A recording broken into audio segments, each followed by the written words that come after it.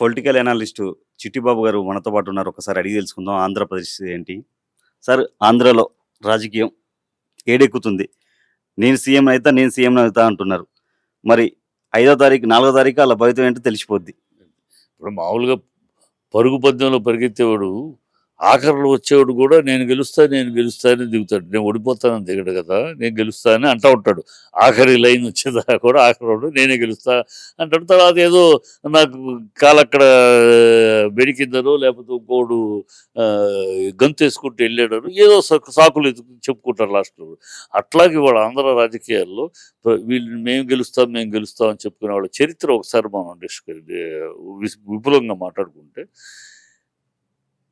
ఇప్పుడు చావోరేవో అందరికీ చావోరేవో ఎన్నికలు. జగన్ ఈ ఎన్నికల్లో ఓడిపోతే జగన్ పరిస్థితి ఏంటి? సో ఎట్టి పరిస్థితిలో గెలవాలి, లేకపోతే జగన్ని ఆటాడుకుంటాడు చంద్రబాబు అనేది అందరికి తెలిసే విషయం. సో జగన్ ఎట్టి పరిస్థితిలో గెలవాలి. సో చంద్రబాబుకి చావోరేవో. ఈ ఎన్నికలు ఓడిపోతే నందమూరి తెలుగుదేశం నుంచి వెన్నుపోటు పొడిచి దాన్ని నారా తెలుగుదేశంగా మార్చి ఒక ఆట ఆడుకున్న చంద్రబాబు చరిత్ర ముగిసిపోయింది. ఈ ఎన్నికల్లో ఓడిపోతే ఎన్నికల్లో ఇంట్లో కూర్చొని మనవాడితో ఆడుకుంటాము, ఆరోగ్యం కాపాడుకుంటాం తప్పితే మరో సీన్ లేదు. మళ్ళీ ఎన్నికలు వచ్చేటప్పుడు కానీ వయసు గారు ఇప్పటికే మతిమరుపు, ఇప్పటికే కొన్ని ఏం మాట్లాడుతున్నాడు తెలియక మాట్లాడుతున్నాడు, ఇంకా బ్యాలెన్స్ తప్పి మాట్లాడుతాడు. ఇంకేముంది, ఎన్నికలు ఓడిపోతే ఆయన పరిస్థితి కనుక చావోరేవో, ఎట్టి పరిస్థితిలో గెలవాలి. అధికారంలో ఉంటే వేరు, అధికారంలో ఉంటే చేసుకోదు. పవన్ కళ్యాణ్కి చావోరేవో. ఈ ఎన్నికల్లో పోయినసారి ఓడిపోయి 2 చోట్ల గెలవలేక ఈసారి కూడా ఓడిపోతే పవన్ కళ్యాణ్ యొక్క రాజకీయ జీవితం శూన్యమైపోతుంది. ఇక నువ్వు చాలు బాబు, నీ రాజకీయాలు చాలు, నువ్వు వెళ్ళి సినిమాలు చేసుకో, మాకు నువ్వు వద్దులేని ప్రజలు శుభ్రంగా టాటా బై బై చెప్పేస్తారు. సో ఈ బీజేపీకి ఏమీ లేదు, స్టేక్ లేదు. ఏదో మోడీ గారు బొమ్మ దుబ్బి చేసుకుని 1-2 సీట్లు వస్తే మనం ఆ సీట్లు పెట్టుకుని ఆంధ్ర కోటలో మంత్రి అవ్వచ్చు, అంతసేపు వాళ్ళది లేదు. సో ఈ మెయిన్గా ఉన్న ఈ కూటమి వీళ్ళందరికీ కూడా ఎవరి కాళ్ళు చావోరేవు. ఆ చావోరేవు అనే దీంట్లో డూ ఆర్ డై అనే లెక్కలో పోరాడుతున్నారు కనుక ప్రతి వాళ్ళు మేమే గెలుస్తాం, మేము డాంబికాలు. కానీ నిజాయితీగా గ్రౌండ్ రియాలిటీ ఏంటి? వాళ్ళు చెప్పారు, వీళ్ళు చెప్పారు, ఏదో నేను స్టడీ చేసి నేను రిపోర్ట్ కూడా ఇచ్చాను. టీవీలో కొన్ని ఛానల్స్ కింద సర్వే కూడా ఇచ్చాను. మీరు చేసినంత సర్వేలో ఏ పార్టీ గెలుస్తుంది సార్? ఖచ్చితంగా వైఎస్ఆర్సీపీ గెలుస్తుంది. నా సర్వేలో 115 నుంచి 120 సీట్ల దాకా వైఎస్ఆర్సీపీ, మిగతా చోట్ల కూటమి గెలుస్తుంది. అది కూడా ఎట్లా ఊరినే నేను వైఎస్ఆర్సీపీ కాదు, కానీ నేను సర్వేగా ఒక ఆంధ్రుడిగా, ఒక ఓటర్గా ఎవరికి ఓటేయాలి అని ఆలోచిస్తున్నప్పుడు నాకు జగన్ ఏదో సగం కొంత గొప్పగా చేసేసాడు, పర్వాలేదు, ఇట్స్ ఓకే. కొంత సంక్షేమ పథకాలు, పేదలకు అన్నం పెట్టాడు, పేదల ముఖాలు నవ్వులు తీసుకొచ్చాడు, వాళ్ళకి నెల వచ్చేటప్పటికి వాళ్ళకి అది ఇచ్చాడు, ఓకే చూద్దాం. కాకపోతే ఇంతకన్నా మంచివాడు దొరికితే ఆయనకి అవకాశం ఇచ్చా కదా, మరొకరికి ఇద్దామన్నది. కానీ మరొకరికి ఇద్దామంటే నాకు మరొకళ్ళు కనపడలా ఏరియాలో. మరొకళ్ళు అంటే చంద్రబాబు. ఆల్రెడీ గతంలో చంద్రబాబుతో 14 ఏళ్ళు సీఎంగా ఉన్నాడు ఆయన, 1 సంవత్సరం 2 సంవత్సరాలు. ఈ 14 ఏళ్ళలో ఆంధ్రాకి అతను చేసినంత ద్రోహం ఎవరు చేయలేదు. వైజాగ్ స్టీల్ ప్లాంటు విషయంలో కావచ్చు, వైజాగ్ రైల్వే జోన్లో 7 రైల్వే లైన్లు ఒరిస్సాలో భువనేశ్వర్లో కలిపేస్తే ఆనాడు సైలెంట్గా ఉన్న ముఖ్యమంత్రి ఎర్రమనాయుడు తోటి ఒక కొత్త కమిటీ వేసి సెంట్రల్ గవర్నమెంట్ కొత్త రైల్వే జోన్లు ఐడెంటిఫై చేయండి అని అంటే, ఆ 7 రైల్వే జోన్లు ఐడెంటిఫై చేసిన ఎర్రమనాయుడు కమిటీ వైజాగ్ రైల్వే జోన్ని ఐడెంటిఫై చేయలే, దాన్ని లెక్కలు పెట్టాల. అలాగే దుగ్గిరాజుపట్నం రేవు ఇస్రో కాదన్నారు, ఆల్టర్నేటివ్ ప్లేస్ చెప్పమంటే చంద్రబాబు చెప్పాలా. 143 ఆయన 14 ఏళ్ళలో 143 సంస్థలు దీన్ని కేంద్రం నుంచి వస్తే, కేంద్ర సంస్థలు రాష్ట్రానికి ఇస్తే అందులో ఒక్కటి కూడా ఆంధ్ర రాష్ట్రంలో పెట్టాల. తెలంగాణ అని అటు చుట్టూ తిప్పాడు తప్పితే ఒక్కటి కూడా ఒక కాకినాడ అనో, ఒక రాజమండ్రి అనో, ఒక వైజాగ్ అనో, ఒక విజయవాడ అనో చేయలా, అన్నీ అక్కడే తిప్పుకున్నాడు. సో ఇలాంటి వ్యక్తిని ప్లస్ డ్రామాలు ఆడతాడు. నిన్నటిదాకా వాలంటీర్ని తిట్టాడు, వాలంటీర్ గుడ్ల మోసేవాడు అన్నాడు. వాలంటీర్లు అమ్మాయిల రహస్యాలు చెప్పి అమ్మాయిలు కిడ్నాప్ అవ్వడానికి కారకులు అవుతున్నారు అన్నాడు.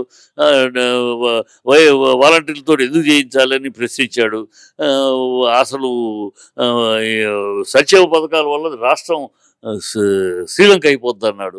మళ్ళీ అతనే మాట మార్చి నేనే వాలంటీర్స్ని మేము గౌరవిస్తున్నాం, వాలంటీర్కి మేము 10,000 పెంచుతాం, వాలంటీర్ని తీసేయము అని రూట్ మార్చి మాట్లాడాడు. మళ్ళీ తనే ఈ శ్రీలంక అయిపోతుందని సంక్షేమ పథకాలను ఇంకో 10% పెంచి 20% పెంచి నేను ఇస్తానంటున్నాడు. ఇవన్నీ మోసకరంగా ఉంది, ఇతను మోసకరతనంగా ఉంది. నిన్న తిట్టాడు, ఇవాళ ఇలా అంటున్నాడు.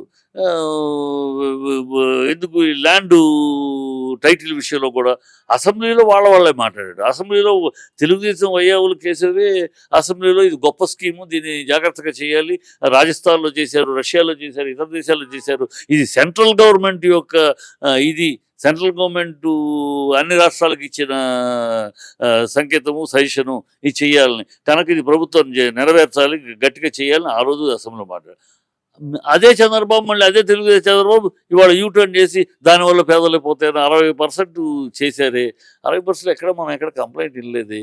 ఈ చంద్రబాబు అబద్ధాలు ఏంటి, ఈ డ్రామాలు ఏంటి, ఈ అబద్ధాల కోరు, ఈ అవినీతి పరుడు, ఈ డ్రామాలు, ఈ వెన్నుపోటు వీరుడు, యూటర్న్ మనుషుడు, ఇతను వద్దనుకుని ఇతను అనుకుంటే నాకు అతనిలో కరువుతోటి గోక్కున్నట్టు తప్పితే అతనిలో నాకు మళ్ళీ మరో ముఖ్యమంత్రి కనపడాలి. సరే, పవన్ కళ్యాణ్ ఇంకోటి పవన్ కళ్యాణ్ అన్నారు కాబట్టి పీఠాపురంలో 1,00,000 మెజారిటీతో పవన్ కళ్యాణ్ కన్ఫామ్ గెలుస్తున్నారు అంటున్నారు. అది నేను తర్వాత వస్తా, ఆ విషయం తర్వాత వస్తా. ముందు ఎవరు గెలుస్తారు అంటే ఎందుకు అని చెప్పాలి కదా, ప్రజలు కూడా అర్థం అవ్వాలి కదా. నేను బ్లైండ్గా వీళ్ళు గెలుస్తారని నేను అన్నట్టు, వాళ్ళు గెలుస్తారని వాళ్ళు అన్నట్టు కాదు.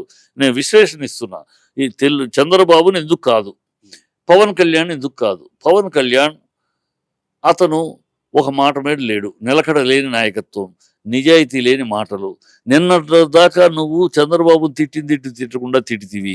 చంద్రబాబుని, లోకేష్ని మీ అంతు చూస్తాను, మీది అవినీతి ప్రభుత్వం, మిమ్మల్ని దించేదాకా నిద్రపోరు, నా తల్లిని అవమానించారు, మిమ్మల్ని శపథం చేశారు, తల్లిని అవమానించారు మీరు, మిమ్మల్ని అడుగంటి తరిమేదాకా నేను నిద్రపోరు, నా పేరు పవన్ కళ్యాణ్ కాదు అని చెప్పాడు.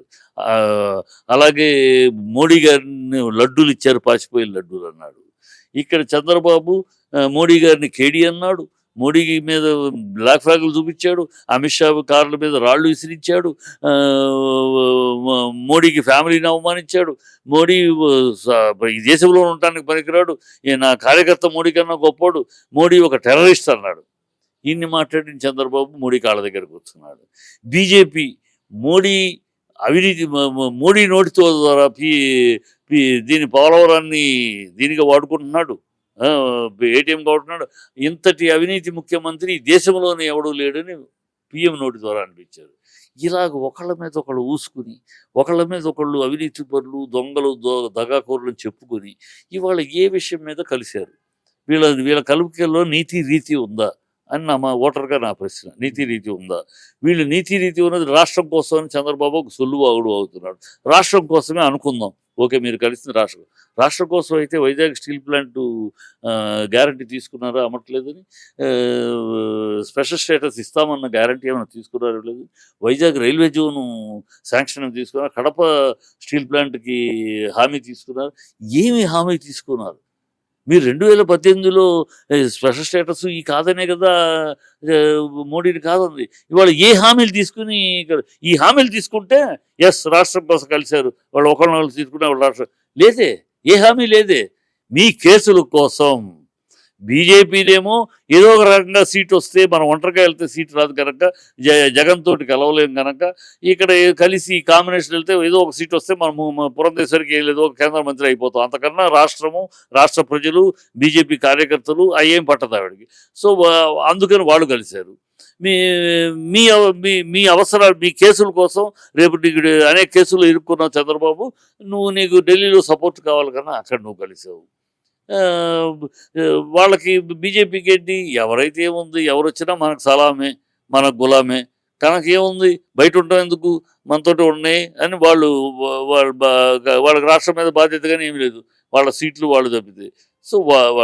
సో ఈ కలయికని ప్రజలు హర్షించారు.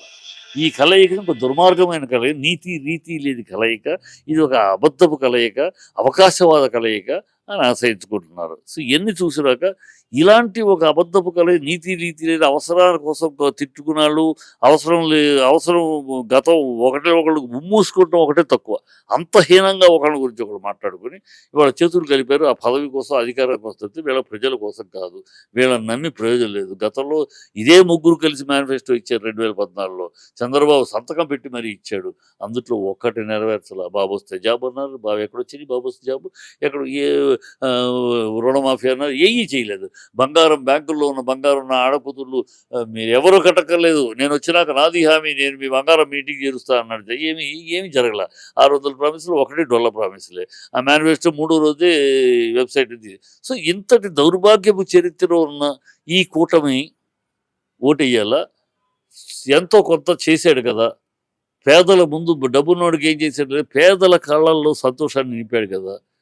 మొన్నటిదాకా బిల్డింగ్‌లో ఉన్నవాడు వాడు పిల్లాడు సాక్స్ ఏసుకొని, అది ఏసుకొని బ్రహ్మాండంగా ల్యాప్‌టాప్ పట్టుకొని ఎళ్తా ఉంటే సంతోషిస్తూ, అయ్యో! మన పిల్లలకి ఆ పరిస్థితి లేదే, మన పిల్లలు చిరిగిన బట్టలు చిరిగినయి ఏసుకెళ్తున్నారే, స్కూలుకెళ్ళడానికి కూడా ఇబ్బందిగా ఉంది. స్కూలు పెద్ద అక్కడ ఆ స్కూలుకెళ్తే ఏముంది, అంత మట్టి గోడలు, ఇరిగిపోయిన గోడలే కదా అని బాధపడుతున్న రిక్షావాడికి బిడ్డలు గాని, ఇంకా ఆటో డ్రైవర్ బిడ్డలు గాని, చేపలు పట్టేవాడి బిడ్డలు గాని, ఈ అణగారిన వర్గాల పిల్లలు ఇవాళ వాళ్ళు యూనిఫార్మ్ ఏసుకొని, షూస్ ఏసుకొని, చేతిలో ల్యాప్‌టాప్ కొని ఇంగ్లీష్ ముక్కలు మాట్లాడుతా ఉంటే వాళ్ళ ఆ పేదల గుండెల్లో ఒక ఆనందం. వాళ్ళ కళ్ళల్లో ఒక నా బిడ్డ కూడా ఏ తక్కువ కాదు ఎవరికి ఒక నిండుదనం వాళ్ళకి. అది తీసుకొచ్చాడు చంద్రబాబు. డెవలప్‌మెంట్ అంటారా? వాళ్ళకి కళ్ళు కనపడట్లేదేమో నేను చూశాను. బె సీబెడ్డు ఆంధ్ర రాష్ట్రానికి ఉన్నంత లెంగ్తీ సీబెడ్ ఎవరికీ లేదు. ఆ సీబెడ్ ఆంధ్రాకు ఉంది. మరి సీబెడ్‌లో పోర్ట్‌లు ఆ మూల నుంచి వైజాగ్ నుంచి మచిలీపట్నం దాకా ఆ పోర్ట్‌లన్నిటిని డెవలప్ చేస్తున్నారు. పోర్ట్‌లన్నీ అవుతున్నాయి. ఆ పోర్ట్‌లన్నీ ఫినిష్ అయిపోతే విపరీతమైన డెవలప్‌మెంట్. డెవలప్‌మెంట్ అంటే 4 పిల్లర్లు కట్టి ఒక 4 హైటెక్ సిటీ కట్టేసి 4 సాఫ్ట్‌వేర్ కంపెనీలు వచ్చేస్తే మాత్రం డెవలప్‌మెంట్ కాదు. అది 2%. సాఫ్ట్‌వేర్ ఎంప్లాయీస్ ఎంతమ్మా? 2%. ఆ 2%కి లాభం జరిగింది. 2% వాళ్ళు చేయొద్దట్లా. ఆ 2% డెవలప్‌మెంట్ అనుకుంటే పొరపాటు. డెవలప్‌మెంట్ అంటే కర్షక, కార్మిక వర్గాలు, ఈ దళిత రైతు వర్గాలు వీళ్ళు సంతోషంగా, ఆనందంగా నిలబడగలిగినారు. వాళ్ళలో సంతోషం చూశాను. 14 ఏళ్ల చంద్రబాబు పీరియడ్‌లో ఏనాడు వాళ్ళలో సంతోషం చూడలా. 14 ఏళ్ల చంద్రబాబు పీరియడ్‌లో డబ్బున్న వాళ్ళలో సంతోషం చూశాను. ఒక సీఎం రమేష్‌లో సంతోషం చూశాను. ఒక సుజనా చౌదరిలో సంతోషం చూసాం. ఆ డబ్బున్నవాడు వాళ్ళలో సంతోషం తప్పితే కింద వాడిలో సంతోషం చంద్రబాబు పాలనలో ఏనాడు చూడలా. అందుకని నారా తెలుగుదేశాన్ని ప్రజలు విస్మరిస్తున్నారు. ఆ కారణంగానే నా సర్వేలో కూడా శ్రీకాకుళం నుంచి కింద చిత్తూరు దాకా మొత్తం పాయింట్ వచ్చేసి ఎక్సెప్ట్ ఉభయ గోదావరి జిల్లాలు. ఒక మెట్టు వీళ్ళు ఎక్కువగా ఉన్నారు కూటమి అంటే ఉభయ గోదావరి జిల్లాలు. ఈక్వల్‌గా ఉన్నారంటే కృష్ణా, గుంటూరు జిల్లాలో. మిగతా అన్ని చోట్ల బీజేపీ గానీ, తెలుగుదేశానికి గానీ ప్రజలు మొండి హస్తం వేసి చూపించబోతున్నారు. ఆ లెక్కలో నాకు 115 నుంచి 125 దాకా వీళ్ళు కూటమి 40, 45 దాకా వస్తారు. అంతకు మించి లేదు సినారియో. ఈళ్ళు చెప్పుకోవడానికి ఏముంది? సొల్లు కథలు చంద్రబాబు తెలుగుదేశం పార్టీ చెప్పినన్ని సొల్లు కథలు ఎవరు చెప్పలేరు. వాళ్ళు చెప్తా ఉంటారు వాళ్ళంతే. వాళ్ళకి ఆ పార్టీలో వాళ్ళకి కుల అహంకారం, కుల అభిమానం ఉండొచ్చు, కుల గౌరవం ఉండొచ్చు. అంతే. కుల అహంకారము, కుల గజ్జి ఉండకూడదు. ఈ తెలుగుదేశం వాళ్ళకి కుల అహంకారము, కుల గజ్జి అది ఉండకూడదు. ఎవరికైనా కులాభిమానం ఉండొచ్చు. నీ కులం నీది, నా కులం, నా కులం మీద నా గౌరవం, నా కులం మీద నా కుల అభిమానం. కుల అభిమానం వేరు, కుల అహంకారం వేరు. కుల కుల గౌరవం వేరు, కుల గజ్జి వేరు. ఈ కుల గజ్జి, కుల అహంకారంతోటి మాట్లాడేవాళ్ళు చేసే పనులు ఇయన్నీ. కనుక ఆంధ్ర రాష్ట్ర ప్రజలు ఫినిషింగ్లో ఒకటైతే ఆంధ్ర రాష్ట్ర ప్రజలు ఇవాళ ఇవ్వబోయే తీర్పు చరిత్రాత్మకంగా ఉండబోతుంది. ఒక భూయిష్టమైన దుష్ట రాజకీయాల్ని, ఒక అబద్ధాల ఆరబోత రాజకీయాన్ని, ఒక వెన్నుపోటు రాజకీయాన్ని, ఒక యూటర్న్ రాజకీయాన్ని, ఒక జస్ట భ్రష్ట నష్ట రాజకీయాన్ని ఆంధ్ర ప్రజలకు పరిచయం చేశారు. ఆంధ్ర రాష్ట్రానికి పరిచయం చేసిన చంద్రబాబు తెలంగాణలో కొట్టు కట్టేసినట్టు రేపు ఆంధ్రాలో కూడా కొట్టు కట్టేయబోతున్నాడు. అలాంటి తీర్పు ప్రజలు ఇవ్వబోతున్నారు. అలాగే ఆలోచన లేకుండా కేవలం ఆవేశంతో ఏదో వాడిని మాట్లాడి పాదాలను తొక్కుతా, పేక పిసుకుతా, అయి పిసుకుతా, కడ్రాయర్తో పరిగెట్టిస్తా, ఈ మాటలు మాట్లాడి నాకు ఓటేయంటే ప్రజలు అందుకేయరు. నేను గుండాయిజం చేయడానికి, రౌడీయిజం చేయడానికి నేను గెలిపించమని అడుగుతున్నట్టు తప్పలేదు, చెయ్యరు. సో ఇలాంటి ఆలోచన లేకుండా ఆవేశం మాత్రమే ప్రదర్శించి నిలకడ లేని నాయకత్వము, ఒక స్టడీనెస్, నిన్నేం మాట్లాడాం, వాళ్ళేం మాట్లాడాం, ఎల్లుండి ఏం మాట్లాడదు, ఏమీ తెలియకుండా ఎప్పటికప్పుడు నోటికి వచ్చింది అప్పుడు ఇది వాగే ఈ నాయకత్వాన్ని ప్రజలు అంగీకరించరు. ప్రజలు అంగీకరించట్లా. ఇతను చేంజ్ చేయగలి. ఇప్పుడు 10 ఏళ్ళు అయింది పార్టీ పెట్టి, ఇంతవరకు వాడిని వీడిని తిట్టడము, అప్పుడు కాంగ్రెస్ పచ్చలోడ తీస్తా అన్నాడు, ఇప్పుడు వైసీపీని బట్టలోడ తీస్తా అన్నాడు తప్పితే ఇతని వల్ల ఇంకా పిఠాపురంలో పవన్ కళ్యాణ్ గెలవరా? పిఠాపురంలో పవన్ కళ్యాణ్ గొప్ప ఫైట్ ఎదుర్కొంటున్నాడు. అగ్ని పరీక్షలో ఉన్నాడు. గెలుస్తాడని వీళ్ళు ఇచ్చేయన్నీ అంతలో గెలుస్తాడు, ఇంతలో గెలుస్తాడు, ఒకడు 50 అంటాడు, ఒకడు 60 అంటాడు, ఇవన్నీ గాలి సోలి మాటలు. ఈ హీరో సినిమాల కనుక రిలీజ్ అయితే మొదటి రోజు సూపర్ హిట్, డామ్ డూ, సెన్సేషన్ అంటారు కదా ఫ్యాన్స్. 3వ షోకి అది కూర్చుంటుంది మూల. గెలుస్తాడు గెలవడం నేను చెప్పట్లేదు, కానీ పెద్ద అగ్ని పరీక్ష ఎదుర్కొంటున్నాడు. ఎవరు గెలిచినా పిఠాపురంలో 10 నుంచి 15,000 ఓట్ల తేడా తప్పితే ఈ 1,50,000 లేవు. అతను ఎందుకు అగ్ని పరీక్ష ఎదుర్కొంటున్నాడు? కాపులు 80% కాపులు ఉన్నారని నేను ఇక్కడికి వచ్చానన్నాడు. ఆవిడ కాపు ఆడపడుచే. నువ్వు కాపులకి ప్రశ్నలు అక్కడ అడుగుతున్న ప్రజలు, నువ్వు కాపుల కోసం నా కాపులని వచ్చావే, నువ్వు ఏనాడైనా కాపుల కోసం నిలబడ్డావా? చంద్రబాబు కాపులకు దేవుడైనటువంటి నాయకుడైన వంగవీటి రంగాన్ని చంపడానికి వ్యూహం పన్నిన చంద్రబాబుని ప్రపంచం అంతా తెలుసు. ఆ చంద్రబాబుని ఏనాడన్నా నిలదీశావా? కాపు కమిషన్ కోసం చంద్రబాబు నువ్వు మేనిఫెస్టోలో కాపు కమిషన్ పెట్టావు, అది అమలు చెయ్యి అని పోరాడిన ముద్రగడ పద్మనాభాన్ని చంద్రబాబు అవమానించి హేళన చేసి పోలీస్ స్టేషన్లో కుటుంబంతో సహా ఆడాళ్ళను కూడా తీసుకెళ్లి కూర్చోబెట్టి దీన్ని పోరాటాన్ని అణిచివేస్తే ఆనాడు ఏమన్నా మాట్లాడావా? కాపుల కోసం మాట్లాడావా? ఇవాళ నువ్వు కాపులందరూ ఓటేస్తే సీఎం అవుతాను ఆ రోజు అన్నావు, మరి నువ్వు సీఎం 21 సీట్లకి ఎందుకు లొంగిపోయావు? కమ్మఒడిచి కాళ్ళ దగ్గర ఓటు చీలకుంటుండడం కోసం నేను వ్యతిరేక ఓటు ఇవన్నీ గాలి సోది మాటలు. నేను సీఎం అవుతాను అన్నావు. సీఎం అవుతానంటే అర్థం ఆ పోరాటం నచ్చింది ప్రజలకు. ఓకే, వస్తున్నాడు, ప్రశ్నిస్తాను, నేను సీఎం అవుతాను, నాకు గెలిపిస్తున్నాను. నిజంగా అదే 2020లో మీరు బీజేపీ కలిసి ఏర్పాటు చేసుకున్న ఒప్పందం, మేమిద్దరం తృతీయ ఫ్రంట్గా వస్తున్నామన్న ఒప్పందం, దాన్ని కంటిన్యూ చేస్తుంటే నువ్వు ఇవాళ సీఎం క్యాండిడేట్వి, నీ వెనకాల బీజేపీ, పైన మోడీ, గెలుస్తారో ఒక ఊపు ఉండేది, ఒక వేరే చరిత్ర, కొత్త సినారియో వచ్చేది. ఇది పసికట్టిన చంద్రబాబు నిన్ను ట్రాప్ చేశాడు. ఇది పసిది కట్టిన చంద్రబాబు మనం ఇలా వదిలేస్తే పవన్ కళ్యాణ్ అటు వెళ్ళి గెలిచాడా అసలు? లేకపోతే కనీసం గెలవకపోయినా పెద్ద అపోజిషన్కి వచ్చినా కూడా నేనుండను, నా స్థానం ఖాళీ అయిపోద్ది, తెలుగుదేశం ఖాళీ అయిపోద్ది ఆంధ్ర. కనుక పవన్ కళ్యాణ్ పెరగనివ్వకూడదు, తన్ని తోమి పట్టి వెనక్కి లాక్కున్నాడు. చంద్రబాబు ట్రాప్లో పడ్డాడు. పవన్ కళ్యాణ్ ఉన్న అవకాశాన్ని పోగొట్టుకున్నాడు. ఇవాళ నువ్వేమవుతావు? ఏం చేస్తావు నువ్వు? ప్రజలు నువ్వేం చేయగలవు? నువ్వేమిటి?